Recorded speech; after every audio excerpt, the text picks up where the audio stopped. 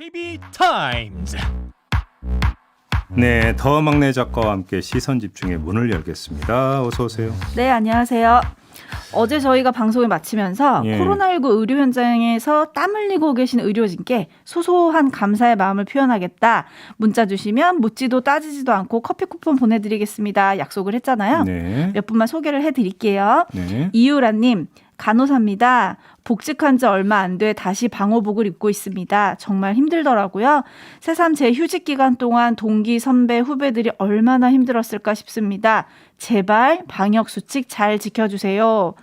2933님, 대학병원 근무 중입니다. 코로나 이후 모든 일상은 병원과 집으로 제한돼 버렸습니다. 네. 3116님, 의료진은 아니지만 역학조사로 확진자 동선조사 10달 했습니다. 장은주님, 코로나19 선별소 기간제 요원도 가능한가요? 중랑보건소입니다. 라고 보내주셨는데 예. 물론 가능하고요. 이분들 포함해서 총 12분께 커피 쿠폰 보내드렸습니다. 네. 이렇게 곳곳에서 많은 분들이 땀 흘려주고 계신 덕분에 우리가 지금 일상을 살고 있는 거 아니겠습니까? 네. 오늘도 힘내시기 바라고요. 감사하다는 말씀도 전하겠습니다. 네. 제이비도 따뜻하게 한마디 하세요. 저를 포함한 모든 국민들이 믿고 의지하는 건 바로 여러분들입니다. 그렇지 않습니까? 네. 물론 이게 얼마나 도움이 될지는 모르겠습니다만 끈끈한 감사와 연대의 마음을 전합니다. 힘을 좀 내시기 바라고요. 네. 자, 이렇게 마음을 나누는 시선집중 깜짝 이벤트는 다음에 또 언젠가 불쑥 찾아올 수 있습니다. 요 키는 배우 지창욱 씨의 목소리를 똑 닮은 PD의 결단에 달려 있는데요. 한번 또 언제 찾아올지 기대해 주시면 좋을 것 같습니다. 꼭 지창욱 씨로 소환을 해야 되는 겁니까? 네, 목소리가 똑 닮았대요. 아, 그래요? 네. 그럼 넘어가겠습니다. A스타인 것이죠? 네, 먼저 어제 좀 화제가 됐었던 윤건영 의원과의 인터뷰부터 잠깐 들어보시고 얘기 나누시죠. 그 전직 스타들이 또 그 윤석열 캠프 이런 데로 가고 있는 것도 어떻게 받아들이십니까? 좀 속되게 표현해서 민주당 정부에서 과실이란 과실은 다 먹었던 분들이 네. 만약에 혹시나 그럴 리는 없지만 어떤 자리를 바라고 정치적 선택을 했다고 한다면 전 장군답지 못하다는 말씀 드리고 싶고 별까지 다신 분들이 하는 모습들이 참 쪽팔리다는 생각이 들고요. 속되게 말하면 이 별값이 똥값 된 거라는 생각이 듭니다. 아무튼 네. 예, 쪽팔린다는 표현은 이제 방송 용어는 아니라는 점을 그렇습니까? 예, 제가 부끄럽다라고 정정하겠습니다. 네, 제이비의 당황함이 엿보였던 그런 인터뷰였는데 여기서 말하는 스타는 별이잖아요. 장군들. 전직 참모총장들이죠. 네, 이분들이 윤석열 캠프에 합류한 것에 대해서 윤건영 의원은 이렇게 얘기를 했는데 그분들이 저희 방송을 들었는지 뉴스를 봤는지 화답을 했습니다. 네. 지금은 봉건 시대도 아니고 주군 섬기는 가신도 아니며 대한민국 군대는 민주당의 군대가 아니다. 왜 많은 군이 등을 돌리는지에 대해 돌아보는 것이 마땅하다. 네. 이러한 분이 여기서 이러한 분은 윤건영 의원을 말하는데요. 이러한 분이 대통령 최측근이었다는 것이 문제고 안타깝다. 이런 반응을 보였는데 누구 말이 맞는 건가요? 뭐 그거는 뭐 보는 사람 입장에 따라서 평가가 달라질 것 같으니까 누구 말이 맞는지 안 맞는지는 저는 이야기를 하지 않겠고요. 다만 그 쭉 이어지고 있는 현상 아닙니까? 네. 그러면서 제가 지켜본 바를 하나만 좀 말씀을 드리면 이것이 어느 진영 이런 시각에서만 볼 게 아니라 더 크게 볼 부분이 있을 것 같아요. 그러니까 지금 논란이 되고 있는 사람들은 공직에 있었던 사람들이잖아요. 네. 그잖아요. 공직의 이른바 이제 늘공이라고 하는 그런 어떤 공직 생활을 쭉 가다가 이제 그 문재인 정권에서 이른바 발탁이 돼서 승진을 했던 사람들. 뭐 이제 이렇게 정리를 하면 되는 거 아니겠습니까? 네. 그럼에도 불구하고 왜 그러면 정권에 등을 등지고 다른 정파에 또 몸을 싣는가 이 문제를 제기를 한 건데 네. 이거를 정파적 시각이 아니라 큰 틀에서 보면은 이런 분석도 가능할 것 같아요. 결국은 이 사람들, 이 공직에 있었던 이 사람들이 갖고 있는 사고의 지평 내지 사고의 틀이라고 하는 것이 거의 똑같다. 그 무슨 얘기냐면 딱 어디에 친화적인지가 반복되는 현상에서 나타나고 있다. 그렇지 않습니까? 어찌 본다면 보수 친화적인 성향이 이런 어떤 그 연이어 나타나고 있는 현상들의 주된 원인일 수도 있다. 뭐 이렇게도 분석할 수 있는 거 아니겠습니까? 그것이 뭐 정치적 유불리와 과실 이런 이해타산적인 측면에서 선택한 부분들도 있을 수 있겠고 한데 더 크게 봐서는 자신의 성향에 따라가는 부분들 이런 것도 있을 수 있다고 볼 수 있는 거 아닐까 싶은 생각이 좀 들어요.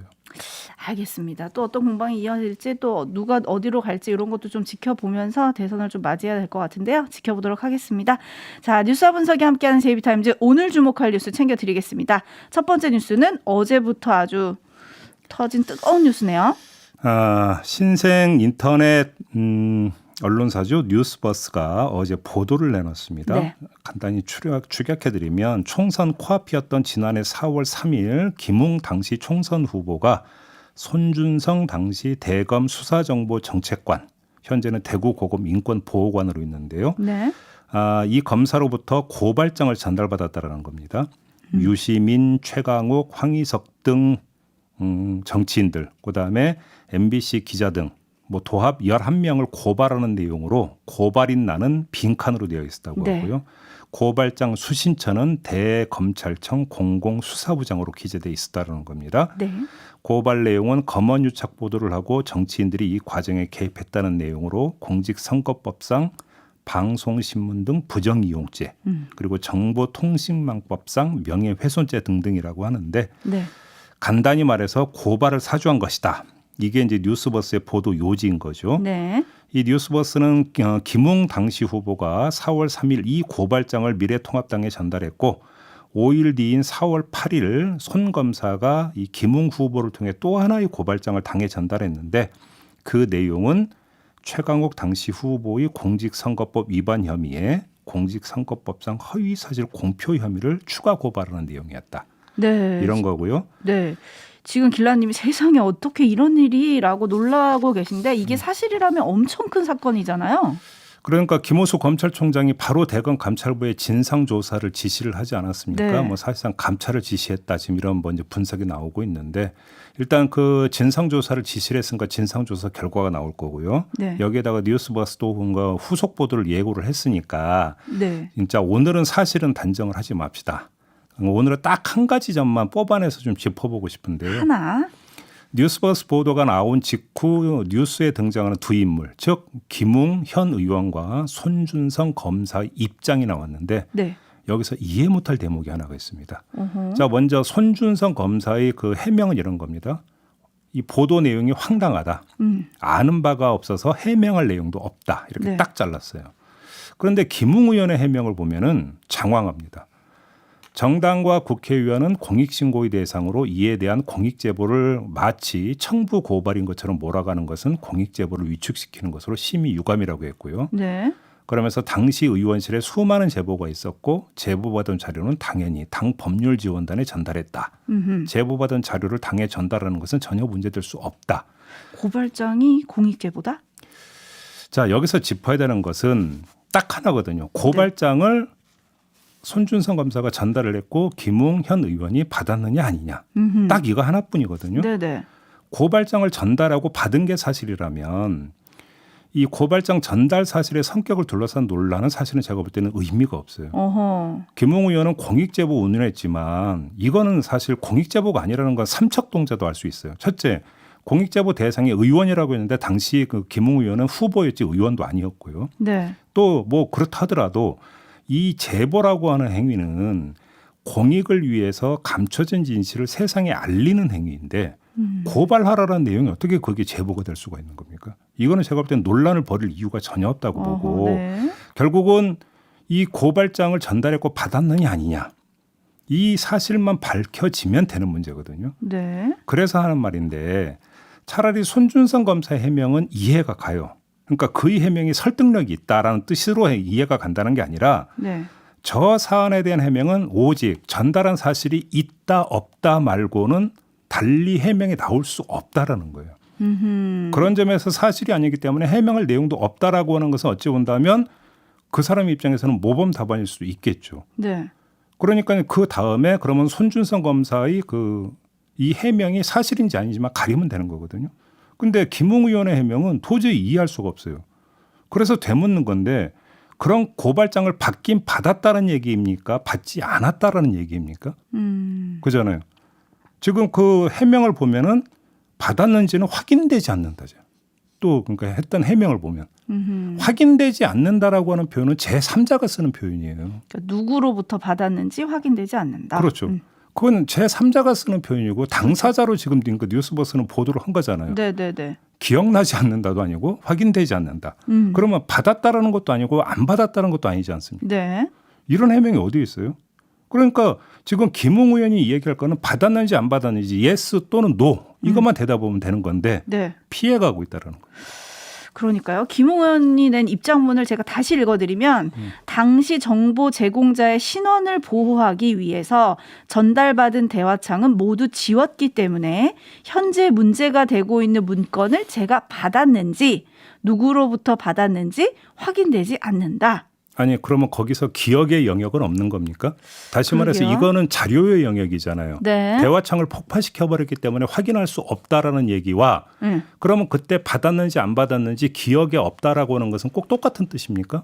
거기다가 손준성 검사와 김웅 의원은 사법연수원 사법연수원 동기라면서요. 네네. 거기다 1년 전 일이고 이건 엄청 큰 사건이거든요. 만약에 심지어 사실이라고 그때 한다면. 김웅 의원은 검사를 그만둔 지 얼마 되지 않았죠? 그러니까요. 그런데 왜 그러면 이 그 대화창이 폭파되기 때문에 확인되지 않는다. 그러면 기억에 겸손한 겁니까? 여기서? 그리고 또 궁금한 게 이런 게 있어요. 뉴스버스에 따르면 당시 김 의원이 SNS 메신저 말해도 되나요? 뭔지?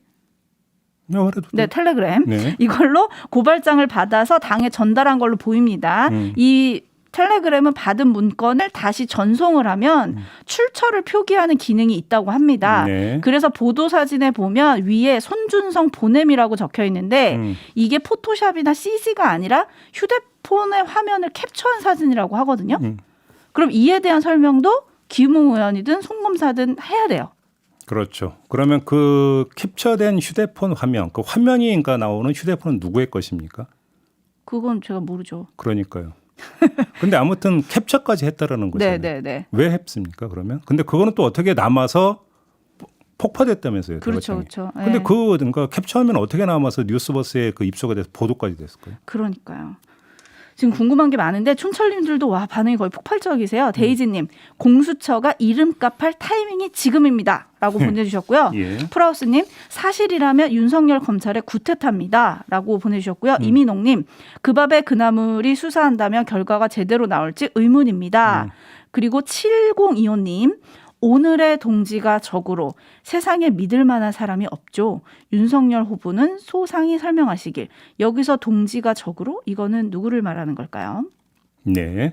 그리고 8440님 검사가 수사권으로 보복하면 깡패라면서요. 이 말은 윤석열 후보가 예전에 했던 말입니다. 예. 그죠? 그리고 8439님 줬다는 사람이 아니라잖아요. 라는 의견 보내주셨고요. 해바라기님 요즘은 제보도 고발장으로 하나요? 라고 보내주셨는데 근데 여기서 사실 체크 포인트가 있는데요. 자, 그러면 손준성 검사가 고발장을 작성해서 SNS를 이용을 해서 김웅 당시 총선 후보에게 보냈느냐 아니냐.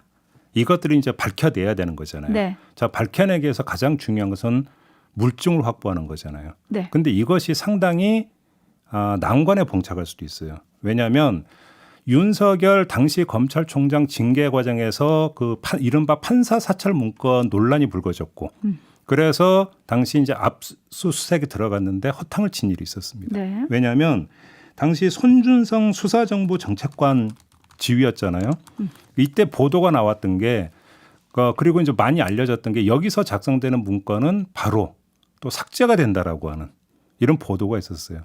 그러면 작성 파일이나 작성 기록이 남아 있느냐? 여기 사실 물음표를 찍어야 돼요. 그렇죠. 그다음에 텔레그램 그 메신저 같은 경우도 오랜 기간 동안 보관이 되질 않습니다. 그렇기 때문에 이게 이제 그 디지털 기록이나 이런 걸 뒤져가지고 추적을 할 수 있느냐. 네. 사실은 이게 또 하나 이제 앞으로 이제 그 진상 조사가 되든 수사가 되든 체크 포인트가 돼야 되는 건데 네. 뭐 단정은 할 수가 없습니다만 그렇죠. 좀 정밀하게 볼 부분이 좀 있을 것 같습니다. 네, 오린이 인규님이 윤석열 후보 관련 의혹은 다른 후보들 의혹보다 클래스가 다른 의혹들이네요. 라고 보내주셨는데 뭐 자세한 얘기는 저희가 잠시 후 3부에 검찰 출신 변호사와 좀 짚어보도록 하겠습니다. 예. JB타임즈 다음 주목할 뉴스 넘어갈 텐데요. 오디오로 먼저 만나보시죠. 그냥 맥주지 두 잔? 그냥 두 잔. 그렇게 하면 두 잔. 이런 인하는 다 나온다. 다 똑같다고 하지 않아요? 신비가 없다. 아예 인건비는 아예 안 나오고요. 아니 그 차라리 1년 동안 고생할 거니까 가고 와서 이러면 대책을 안 해든지 괜찮아 풀릴 희망이 있어. 2주 그러면 또 2주 연장. 길을 쓰면서 문 안 닫고 영업을 하려고 애를 쓰고 있고 음식 가격 다 다운시키고 이래가면서 도시락 팔죠. 또 김치 장사 하지요. 이리저리 돌파구를 모색하려고 엄청 애를 써요. 네, 이게 이제 그 8월 31일 PD 수첩을 통해서 방송됐던 자영업자들의 이제 목소리인데요. 네. 이제 관련 뉴스가 어제 나온 게 있습니다. 한국 중소상인 자영업자 총연합회가 8월 23일부터 30일까지 밤 9시 이후 영업 제한 조차를 받은 자영업자 420명을 대상으로 조사를 한 결과인데 호프집 매출은 54%, 음식점과 카페 매출은 각각 28%와 22% 감소한 것으로 응답을 했다고 합니다. 네. 편의점은 7% 감소를 했다고 하고요.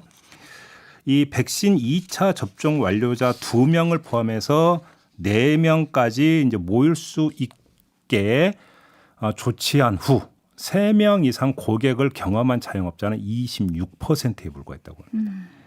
그러니까 이제 시간 제한이 있고 인원 제한이 있는 거 아니겠습니까? 네. 이 가운데 뭐가 더 힘드냐 이런 질문에 둘 다라고 응답한 비율이 70%였고 인원 제한이 더 힘들다가 19%, 시간 제한이 더 힘들다가 10%였다라는 겁니다. 네. 그래서 연합회는 여러 가지 이제 그 요구를 했는데 그 가운데 하나가 백신 인센티브 적용 대상을 2차 접종까지 완료한 사람이 아니라 1차 접종자까지 좀 확대해 달라. 이런 요구를 내놓은 거죠. 네, 그러니까 쉽게 말해서 매장 영업 시간을 밤 10시에서 9시까지 1시간 단축했더니 이렇게 피해가 컸다 이런 얘기잖아요. 그렇죠. 그래서 대책을 세워달라 이런 얘기인데 어떻게 해야 될까요? 조금 전에 이제 그 연합회 차원에서 이렇게 요구한 배경을 좀 읽을 필요가 있는데 네. 2차 접종 완료자는 아무래도 고령층 위주라고 봐야 되지 않겠습니까? 현재는 그렇죠. 그러니까 이들이 밤에 밤에 음식점이나 호프집을 이용할 가능성은 상대적으로 높지 않다고 봐야죠. 그렇죠. 반면에 음식점이나 호프집을 밤에 이용하는 주 소비층은 아무래도 30, 40대 네. 이렇게 봐야 될 텐데 이들은 대부분 1차 접종 상태라고 봐야 되는 거죠. 그렇죠. 바로 이 점 때문에 1차 접종자까지 백신 인센티브를 확대해 달라 이렇게 연합회가 요구를 한 건데 네. 이제 그 사회적 거리두기 부분 조정안이 이제 결정이 된다는 거 아니겠습니까? 네. 여기서 이제 그 밤 10시로 연장하는 방안이 포함됐다는 보도는 지금 나오고는 있는데 물론 뭐 결과는 기다려봐야 됩니다만 그 대상을 1차 접종자로까지 확대한다라는 방안은 지금 뭐 전혀 보도가 안 나오고 있는 거거든요. 네네. 뭐 뚜껑을 좀 열어봐야 되겠는데 이 문제를 좀 진지하게 검토를 할 필요가 있지 않을까 네. 이런 말씀을 좀 드리고 싶어요. 네, 촌설님들도 좀 마음 아파하고 계신데요. 네. 라마님, 자영업자들 진짜 힘듭니다. 박호진님, 무슨 방법이 없을까요? 보내주셨고, 조셉님은 이대로 가다가는 정말 다 망할 것 같긴 합니다. 라는 의견 보내주셨는데요. 네. 지금 정부가 조만간 또 발표를 하잖아요. 오늘 발표하잖아요. 네. 한번 지켜보도록 하고요. 자세한 얘기는 잠시 후 2부에서 또 나눠보도록 하겠습니다. 네. 자, 오늘 이렇게 마무리하겠습니다. 더마카 수고하셨어요. 고맙습니다.